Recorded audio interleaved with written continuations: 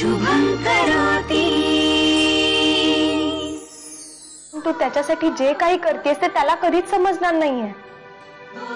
उलट आकाशशी लग्न केल्यामुळे त्याचा हा समज घट्ट होईल की तू पैशासाठी आकाशशी लग्न करतेस। किंवा तो तुझा आणखीन तिरस्कार करेल ग। आपल्यासाठी तेही चांगलंच आहे ना। आणि निशाची शिक्षा टळली हेही बरं झालं। आणि ती शिक्षा तुला मिळाली, आकाशशी मनाविरुद्ध लग्न करण्याची। सत्य आहे।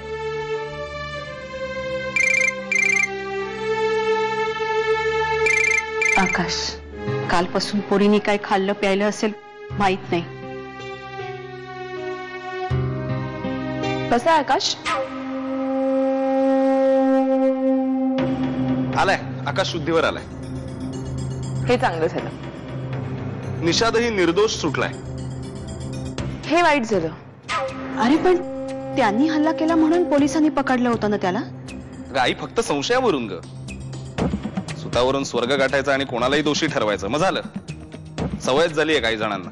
शशांक, पोलिसांना हौस नसते उगाच संशय घ्यायची। एखादा माणूस संशयास्पद परिस्थितीत आढळला तरच ते त्याच्या विरुद्ध पावलं उचलतात आणि त्याला अटक करतात, ते सुद्धा पुराव्यानिशी। मग आता काय झालं?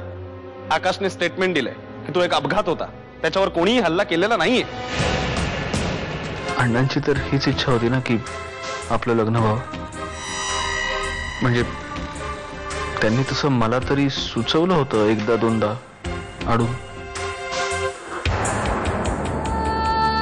तुलाही सुचवलं असेलच ना?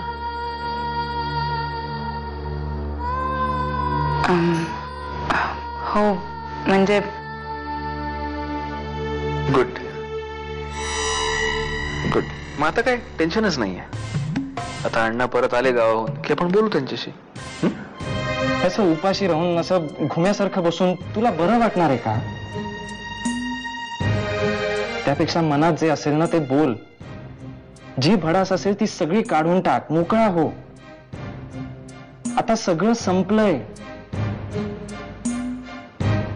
प्लीज आता तरी सांग, तू काल कुठे होतास?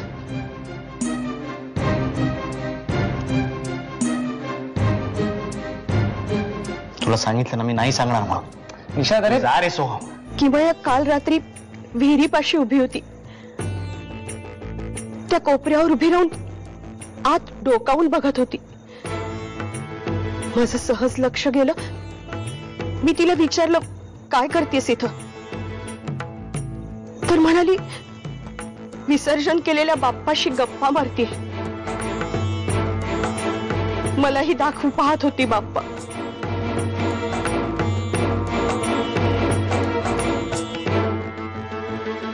तेव्हापासून जीवाला घोर लागून राहिलाय माझ्या। काळजी वाटते हो किमयाची। मी आकाशशी लग्न करायचा निर्णय घेतला हे कळल्यावर तू खूप संतापशील, पण मला हे करावं लागलं तुझ्यासाठीच। मी हे केलं नसतं तर आकाशवर केलेल्या हल्ल्यातून तू कधीच सुटला नसतास। निषाद, हातात तरी स्वतःला सावर, रागाला आवर, मला पूर्ण विसर। मला आणि आकाशी असलेलं शत्रुत्व नाही। त्या दिवशी असंच माझं मन तिच्यासाठी कासावीस झालं। तिला भेटावं असं वाटलं मला। निदान दुरून का असेना पण एकदा पाहावं असं वाटलं। म्हणून सगळा कडवटपणा, सगळा इको बाजूला ठेवून तिच्या घरी गेलो होतो मी। काय? तू एवढ्या रात्री तिच्या घरी गेला होतास? शुभं करोति।